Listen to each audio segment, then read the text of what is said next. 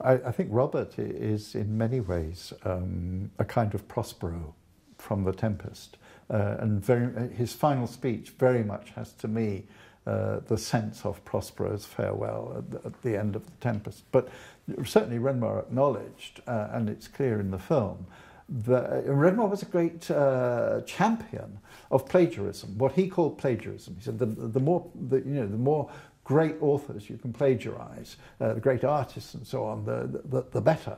There should be prizes for plagiarism, he said, rather than seeing plagiarism as a crime. But the rules of the game was a break for Renoir from the kind of film that he'd made in La Bête Humaine, in La Grande Illusion and so on. And part of what enabled him to make this break was an articulation of his relationship to the dramatists, the poets, the musicians, and so on of the past. And he thought of himself as offering a kind of experiment in classicism. What I think one should bear in mind is that Renoir was not the only early 20th century artist to be engaged in this way. Stravinsky was importantly involved with a renewal of a relationship with classicism, although through The Rite of Spring and so on, he'd been seen as very much a figure of the modernist. And so the sort of neoclassicism that Stravinsky represents in his work, it seems to be very, very relevant to what Renoir's doing in The Rules of the Game. What I think Renoir understands by classicism is something on the one hand very permissive and on the other hand very demanding. Classicism allows a certain kind of relaxed attitude to ordinary plausibility, to the chain of causality.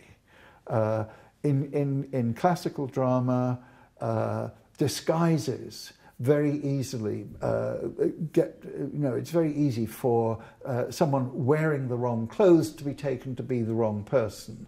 And the theatrical convention demands that we understand that this person who's come on in somebody else's clothes is then, for the purposes of the drama, plausibly understood to be character A rather than character B. And that kind of relaxed attitude to how one set of events yields another is, I think, very important to Renoir's sense of the classical, that it's permissive in the sense that it allows you to carry the action along a thematic train rather than along one of mundane plausibility. So that's part of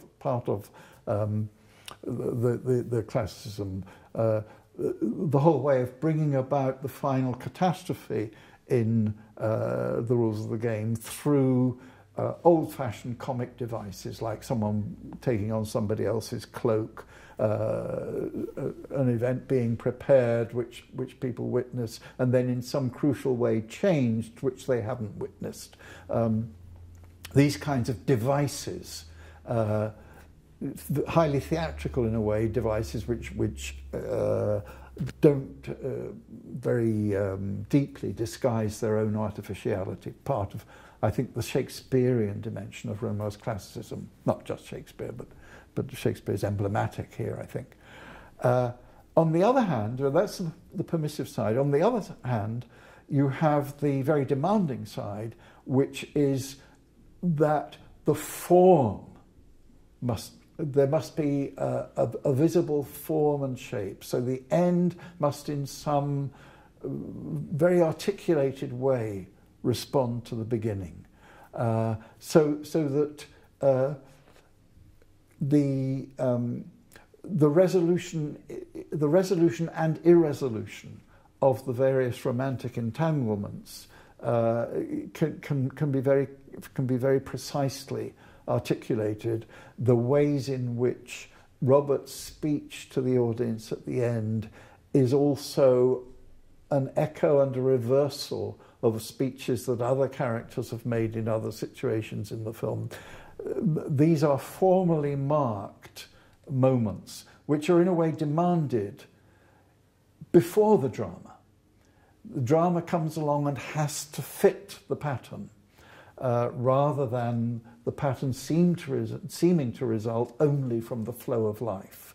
So that aspect is as it were both permissive and demanding, but as it were submitting the film to the demands of an artificial form is part of the film's classicism.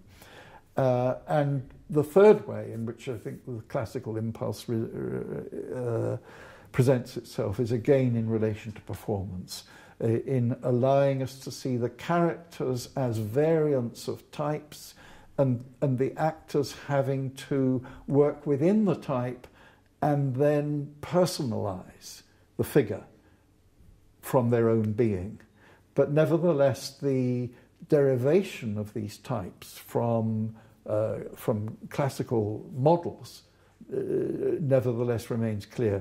Christine's relationship to the Countess figure in The Marriage of Figaro, both in Beaumarchais and in Mozart, I think, ideally is apparent to the audience.